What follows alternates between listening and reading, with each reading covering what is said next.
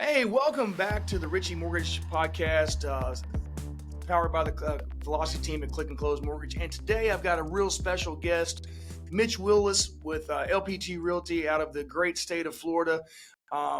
Mitch is a real super nice guy, and I've been really excited and waiting to get him on the show. So, Mitch, thanks for joining us, man. Taking a little time out of your Friday afternoon. I know you're on your way hunting or playing golf or something because you always living the good life in Florida, man. So thanks for joining us. You're welcome, man. I appreciate the opportunity to be here. No problem, no problem. So tell me a little bit about your journey. We've talked about it in the green room and off air about how you got into real estate. But tell the folks out there how long you've been in real estate and what got you into the business. Yeah, so my whole life I have been in the I guess the public eye, working in the public in one shape, form, or another. My grandparents, I grew up. They had a hardware store and a grocery store. I grew up in that environment. In about '97, I ended up getting my degree in criminology from Florida State University, and so got in law enforcement a little bit. Ended up with an opportunity to buy my grandparents' hardware store, so we bought that in 2005. And about 2014, we had to close it down due to the economy and other things. So I went back to work at the sheriff's office, my other passion. And so I was there about 7 years and just kind of kept having that itch wanting to go back to work for myself, but I didn't really know what to do. Right. And I wanted something that the harder I worked, the more money I could make. I wanted to rise and fall on me to decide, where I'm going. So one day my wife mentioned, what do you think about real estate? Which was kind of odd, because she likes having that guaranteed income. And, we're just kind of like, well, we don't sell nothing. We're not making nothing. So anyway, I talked to some other friends that had been in the business and had made some of that change over to from law enforcement into real estate, and they really spoke highly of it.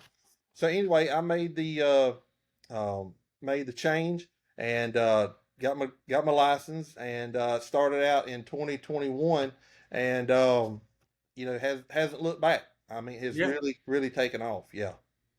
So that's awesome, man. So you basically just kind of like the old adage of if you can't bet on yourself, who's going to bet on you, right? You just kind of That's right. took a leap of faith, and I guess some of the skills that you've developed over your life, being out in front with the grandparents' hardware store, meeting customers, building relationships, and then obviously, everyone thinks being a public servant, i.e., in the police department or sheriff's office, is everyone is hard nosed and by the book and all that, but a lot of that is kind of building relationships. Even when you're pulling someone over for speeding or whatever you're doing, you don't want to go in there like Custer went through Georgia. You want to kind of diffuse situations and read people and stuff like that.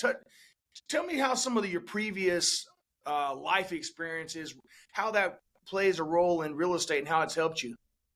Well, I could tell you that my very first broker, there was something that she told me that really just brought a calmness over me, because I was worried. I was like, I mean, I think at that time I was 47 years old when I started, 48.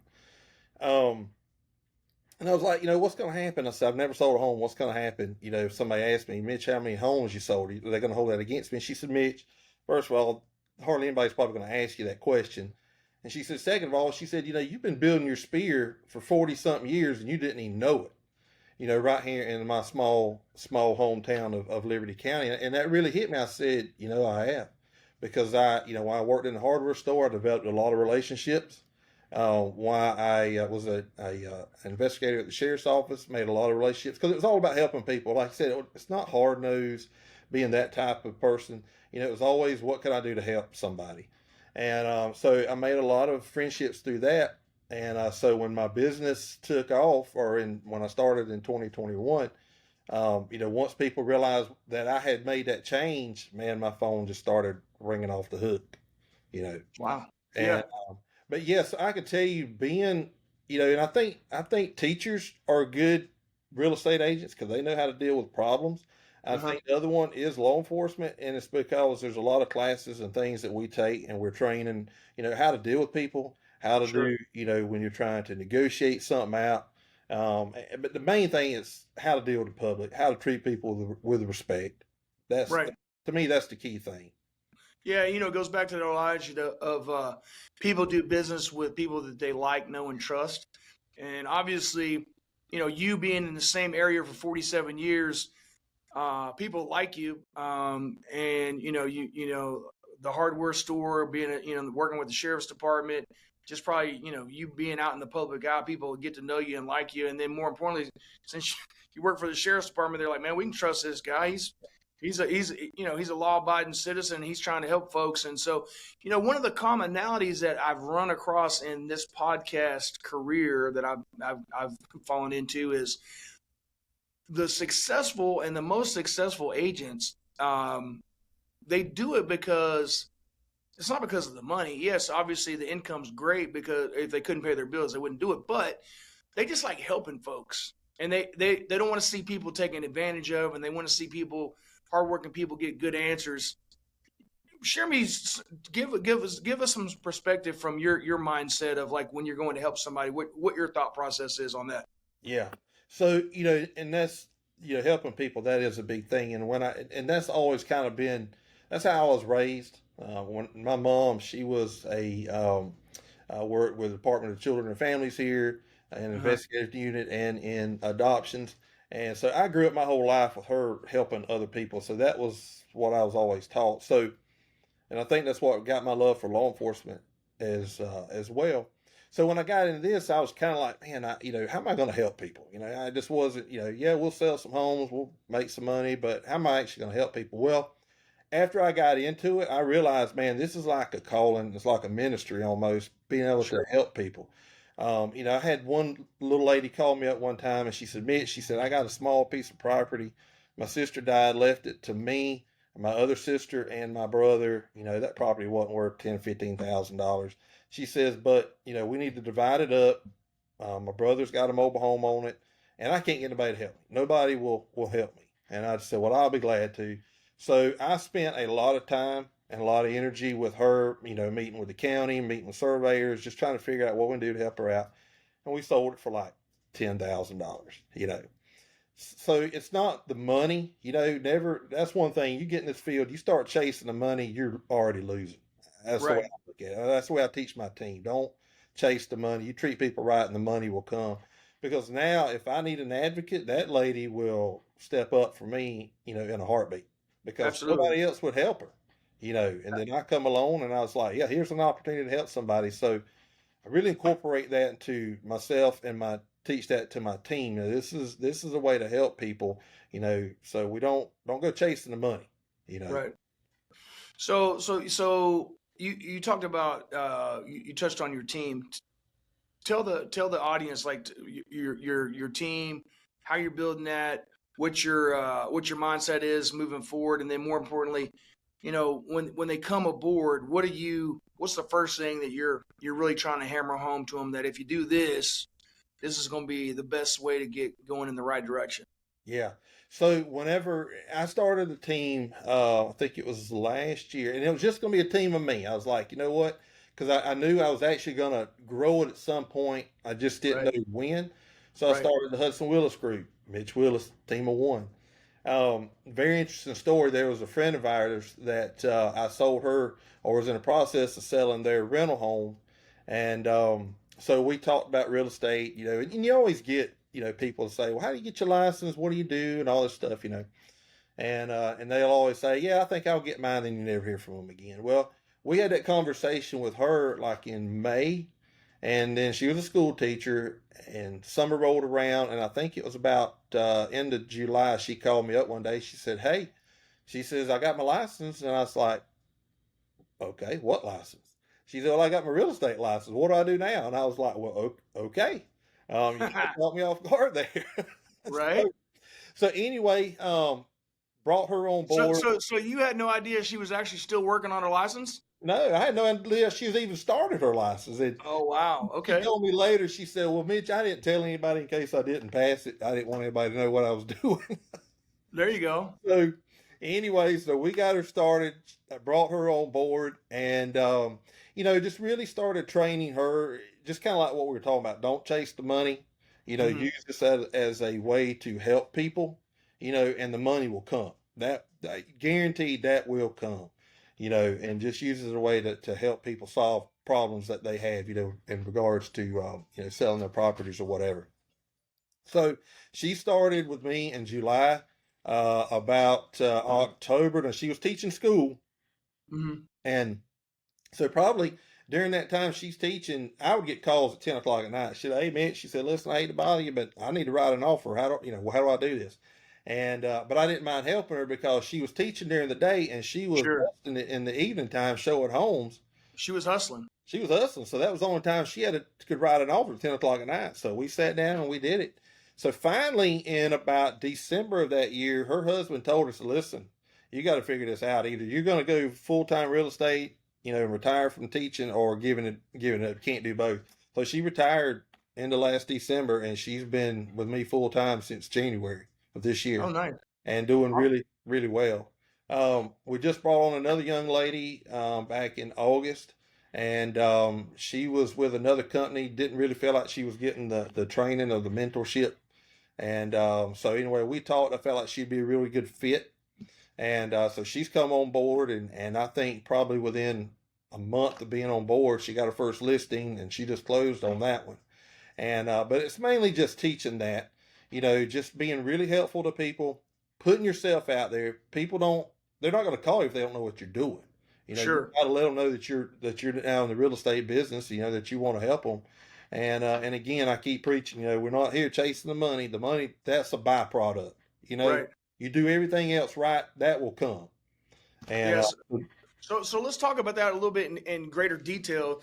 So these ladies that come from different industries. Obviously one came up from a teacher. I don't know if you said with the newest lady where she came from, but are these deals just falling out of the sky, or how are they generating business? What's the, in your mind, because obviously you're mentoring these ladies. What's the key to the success for the folks out there that are, man, should I get into real estate? And if I get in, how am I going to generate business? Give us some insight on that.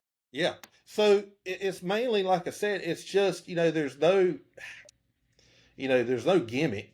To me, it's just, like the first lady that came on, she's a little older than me. And, so she'd been building her spear as well. I'm like, I told her, I said, "Pam," I said, you've been teaching for 20 something years. I said, "You Sure. have a huge spear." I said, "You let these people know that you're doing it. They already know, like, and trust you. You just need to let them know what you're doing." And Sure. her phone started, ringing off the Blowing hook up. long after. Yeah. And it's kind of funny because we go to the same church together, but besides that, our spear is different. So Hmm. there's people out there that kind of know me, but they'll call her before they call me, just because they know her better. Sure. And so we've talked about that. The other young lady that came on board, I think she's in her 20s. And I had some people say, "Well, she doesn't have a big spear." And I'm like, "Oh, she's got a spear. She's got people out there that know, like, and trust her." And so she's just getting started. And so, yeah, her phone is starting to ring some. But the main thing is just, letting people know what you're doing. And then Sure. as I do get leads in, I will pass them on to them, to help them out. But I told them when they joined my team, I said, "Listen, I'm not promising you leads now." I said, "I don't do that. I can teach you how to hunt, but it's going to be up to you to do it, you know." Sure. And so that's kind of what I promise them, to show you how to do it. But at the end of the Uh-huh. day, it's on you, because I'm not going to promise you, leads or anything like that. 100%. A wise man once told me, or I heard from a wise man a long time ago. Matter of fact, it might have been my dad, but my dad's been in real estate for 46 years, 47 years. And when he was training realtors that would come on board and they were like, "What do I do? How do I generate a business?" That's exactly what he would tell them to do. Just like you said, he said, pull up your phone, go through all your contacts, make the phone calls, just let them know, "Hey man, I'm into real estate now. If you need any help whatsoever, it doesn't matter, 7 days a week, 24 hours a day, give me a call. I'll help you out." And which this is one that's a lost art, I think, is he made all the new agents wear their name badge all day, every day, no matter where they were. Yep. Free advertisement. So even if you're like giving gas, you're pumping gas at the gas station, Yep. someone can look over and go, "Hey man, it's Mitch Willis with LPT Realty. He's a realtor. Hey Mitch, I Yep. saw your badge, man. I got a question, man. What do you think is gonna go on with this real estate market?" He goes, you would be surprised just even if you got one a month out of that. You never know if that's going to turn into a deal. He goes, just people are just like too embarrassed or nervous to do it. And he goes, I just don't understand the logic behind that. So, um, it just goes back to, man, you are a good dude and you're a good guy and you're a good, steward of God and trying to help folks out and you know, I think it just comes back to you, man. You get what you give, right? So, Right. um, so let's talk about that. So now you got two ladies on. You're helping. You're selling. Uh, so how are you managing your time now that you're trying to train and do and business and hunt and fish and farm and everything, all the other things you do? How are you getting up at like 4:30 in the morning every day or what? Well, when I get that figured out, I'll let you know. Well, that is some things that man, I don't have an answer for that. Me and my wife have talked about that numerous times. I've had coaches in the past, we've talked about it, but I've yet to figure out really kind of how to turn it off at some points. I try to set schedules, but that gets kind of blown up because somebody's calling me, they go, there's an issue, Sure. and it's hard, and here's the thing. Now, I love what I do. This is my hunting and fishing. A lot of people have other passions. I mean, I love this. This is like, fits like a glove. Right. My wife works from home. She works remotely, so she's able to go with me a lot, to showings or to view a home, things like that. So it's something we do together. That's But cool. then there are times I'm like, okay, I need to kind of really better manage my time. And I'll be honest with you, I ain't got that figured out. And Hmm. but I'm working on it. And Yeah. because there are times that at the end of the week, I tell my wife, I said, listen, I'm done. I can't talk to anybody else because I think if your heart and soul is really in this business, you pour out so much of yourself and other people trying to help them. Yeah. That some days you're just like, I'm depleted, man. I just got to refuel, and I'll be back tomorrow. So you do get to those points, and it's fine to get to that point, but you kind of want to keep those far and few in between when that happens. Sure. Yeah. But the thing is, man, I love it. You know, and when somebody's calling, it's hard not to answer the phone. And but there are times I'm working to kind of figure out that happy median sometimes because really, we have been blessed. I mean, our business has really picked up. I finally Hmm. got a transaction coordinator brought on board. I toyed around with that for a while, and but I brought this lady on board, and right there has taken a load um, off me. So that Sure. is one thing that has helped me. Yeah. So let's talk about that because I'm a firm believer that if you're not getting better, you're getting worse because there is no staying the same. So I still subscribe to coaching and mentoring and stuff like that because it's not that especially when you've been in an industry for a long time. It's not that you don't know it, but it's like life starts coming at you so fast. You sometimes forget what you already know, and then if you don't apply it regularly, it kind of gets put on the shelf, and then you have a coach or a mentor is like, well, why don't you do this or what? And you're like, dang, why didn't I think of that? I knew that, but and so so one of the things that they've been sharing is you know in any industry, it doesn't matter what it is, your optimum performance is about 36 hours, 36 to 38 hours a week. Once you get over 36 to 38 hours, it starts becoming, the law of diminishing returns, right? You can't function as well as you can within that first 36 hours. That's right. So you said you got to take a little, mental rest break. What do you do? What are some of the things that you do personally to kind of recharge the batteries or kind of decompress? Yeah, so normally I will just turn that phone off. Uh huh. Like I said, I only do it maybe for a day. I ain't gonna go that long without it because that's my business. Yeah, that's how I eat, Sure. and feed my family. But normally I'll turn it off. We might go, to the beach for a day, just get out and drive. Get out in the yard, maybe do some work, just Sure. something to get my mind off, not that mental. Because this is not such a physical job; it's just a big mental Right. job. So I try to do anything that's just not where I have to really think a whole lot. Right. So like I said, if it's just get out driving, going to the beach, or going out to eat with the family or something, just to get away for a while and not think about it. That's what I do. There you go. There you go. So so we've talked about, how you got into it. You're bringing on new folks. You're still trying to help everyone you can.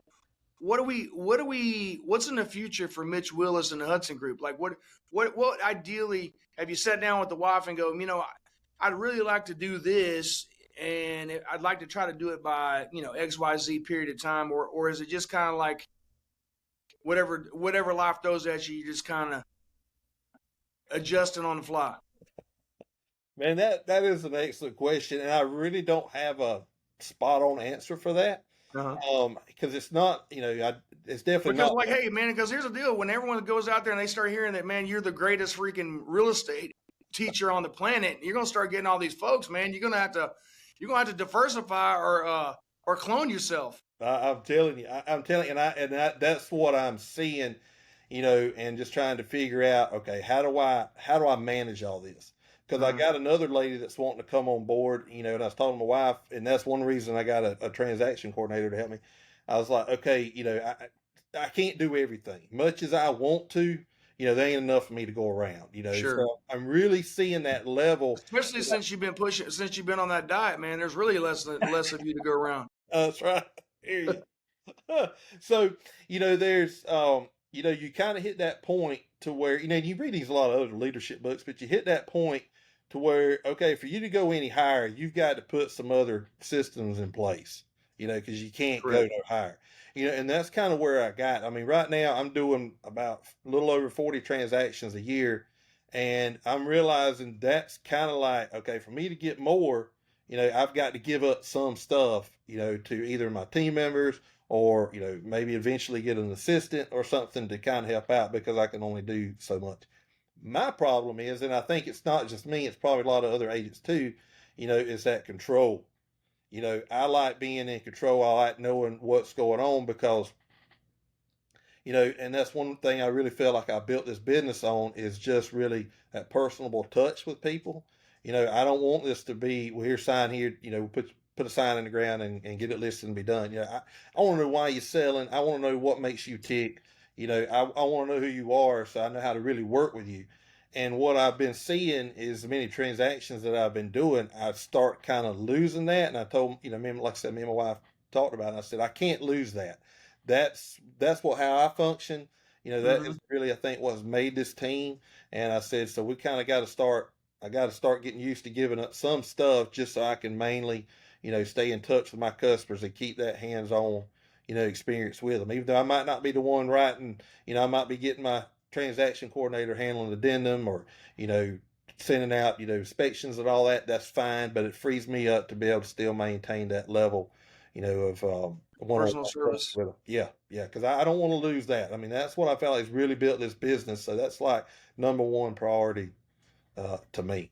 Yeah. You're starting to see it from what I'm hearing. It sounds like you're starting to come to that little bit of that crossroads where you're like, there's only so many hours in a day, and there's only one of me. Yeah. What am I gonna? What am I gonna sacrifice to, you know, uh, move forward? That, So it sounds like you're kind of in that little crossroads, man. yeah. So the guys we were talking about that were with LPT down in Tampa, Jason Patino and those guys, man, they got a pretty good system worked out, and they like to help those vets, man. So if you get to that crossroads, man, I'd encourage you to reach out to them and just kind of pick their brain and see what they did, because there's always the great thing about what we do here on the podcast, and what I like to do just in life in general, is I like to network, and I like to put people in front of other people, man, because there's nothing more frustrating than when you come to a crossroads and you don't really have a referral source or anybody you can really go to kind of pick their brain. And then, because, a lot of it's just information gathering, right? And, someone that you trust that's been down that road. And then at the end of the day, then it's just between you, your family, and God, and figuring out which direction you need to go. You know what I mean? So yeah, so those guys would be a great referral source for you. If someone came to you and go, "Hey, Mitch, I want to get into real estate, but I'm not sure if I could do it," what would your advice be to them? What would you say to them? Gosh. I think if somebody came to me and they were looking at getting into it, I think my first question is find out what type of personality they have. Mm-hmm. Because it does take. I think to be successful, it does take a certain type of personality to get to be in this business. For me, it's just being really helpful and kind of a laid back. Some people are not that way. Some people are just go go go go go and try to force things to happen. I'm not that way. When you start trying to force a deal or whatever, it's going to break. So I kind of like to see what their personality is, and also to see if they're really ready to put in the work. Because this is not something you just get your license and think your phone's feet start ringing off the hook. That don't Right. work. You got to be a go getter and get up in the morning. That's one thing that I like about this. I like having a team. I've managed people before. I had to pay them no matter whether they worked hard or didn't. I had to pay them.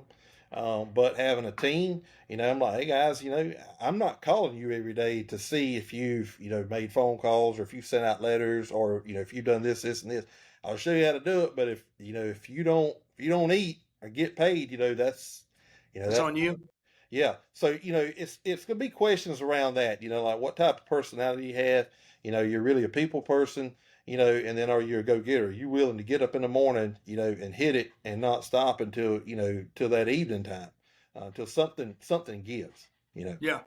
Yeah, that's perfect. That's great advice, man. So, well, hey, man, I can sit here and talk to you all day, man. I just love visiting with you.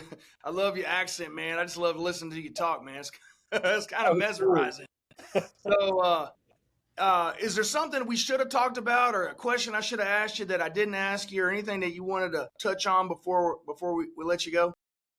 No, I think that's good. The only thing that I always throw up to people and new agents and some people laugh at this because it is really easy to stick with. But like I said, don't chase the money. Yep. I've got a mentor slash coach slash good friend of mine. He told me, he said, Mitch, pigs get fed, hogs get slaughtered. And I was Hey, like, you know what? That has really stuck with me. So don't sit there, and try to just, like I said, don't run off that money. sure. You do everything else right, the money will come. And I have seen that, So Perfect. You know what that's called, Mitch? That's called a cliche. And cliches happen. They're called cliches for a reason because they happen more times than not. yeah, But everyone needs some type of cliche in their brain. My wife says I'm a walking cliche, so and that's what I always tell her. So, well, man, hey, I appreciate your time, man. I can definitely see why you're so successful. You're just so easygoing and happy-go-lucky dude, and man, you're just a nice guy, man. Just generally a nice person, and thank I understand why people like, know, and trust you, man. So, if the folks out there were trying to find the number one agent in the Florida Panhandle, how do they get a hold of Mitch Willis with the Hudson Group? So they can visit my website, hudsonwillisgroup.com, call me 850-756-1823, or my email, hudson@hudsonwillisgroup.com. Awesome. And hey, guys, we're going to have that in the lower thirds of the information. So when it pops up, give Mitch a call, even if you just want to pick his brain and how to be a stud like him and how to be successful in life like him. That's all you need to do. So, hey, until we see you again, we thank you guys for coming on the Richie Mortgage Team podcast, real estate podcast. Go to the www.therichiemortgageteam.com, or you can always reach out to me on my cell phone, which is 972-679-1028. I'll be happy to answer any questions. But until the next time, thanks for coming, and we'll see you then. Bye-bye. Thanks, guys.